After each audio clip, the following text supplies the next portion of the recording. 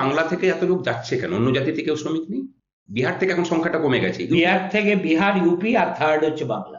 UP থেকে কমে গেছে, সংখ্যাগুলো কমছে দিনের দিন। কেন না? ওখানে শ্রমের সঠিক মূল্যটা এবার পেতে শুরু করেছে, মানুষ আর বাইরে যাচ্ছে না। কিন্তু পশ্চিমবঙ্গ থেকে যেহেতু শ্রমের মূল্যটা দিনকের দিন কমছে, সেই জন্য পশ্চিমবঙ্গ থেকে সবাই পরিযায়ী হয়ে যাচ্ছে। আলটিমেটলি পশ্চিমবঙ্গটা বৃদ্ধাশ্রম। আপনি সল্টলেকে চলে যান, আমাদের দুর্গাপুরে আরে আমরাই তো বৃদ্ধাশ্রমে পরিণত হয়েছি।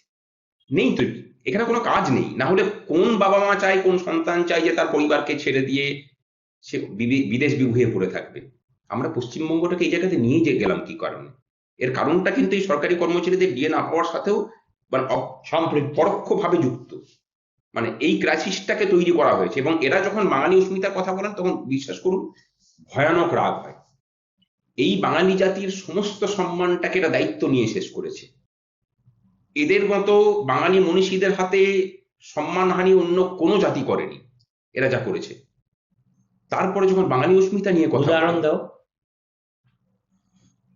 মানে চোর চাট্টাদের বিবেকানন্দ বানানো, সারদামা বানানো, রামকৃষ্ণদেব বানানো, বাঙালি জাতি নাহাত ঘুমিয়ে পড়া জাগ্রত বিবেকের জায়গাটা নেই, ঘুমিয়ে পড়া বিবেকের লোক। না হলে পরে এদের ছাল চামড়া ছাড়িয়ে নেওয়ার কথা ছিল। এই মানে আমাদের যারা নমস্য, যাদেরকে আমরা প্রতিদিন স্মরণ করি, তাদেরকে এরকম নিচু জায়গাতে দেখানো, এর থেকে বড় ক্ষতি আর কি হতে পারে? কে কে রামকৃষ্ণ ছেড়েছে? কেই বা স্বামীজি ছেড়েছে?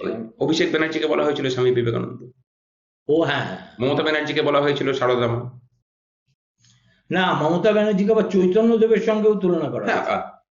বলছি আর কি। হ্যাঁ, চৈতন্যদেব যে অর্থে সংস্কারক এবং একদম আমার মতে সর্বশ্রেষ্ঠ বাঙালি, একদম, যে ওর চাইতে বড় বাঙালির জন্মায়নি, তার সঙ্গে মমতা হচ্ছে তার উত্তরসূরি।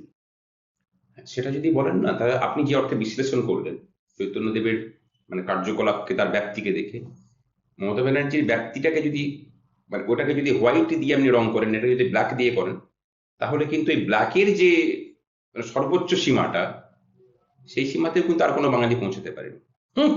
সেই অর্থ থেকে কিন্তু ঠিকই আছে। Well said.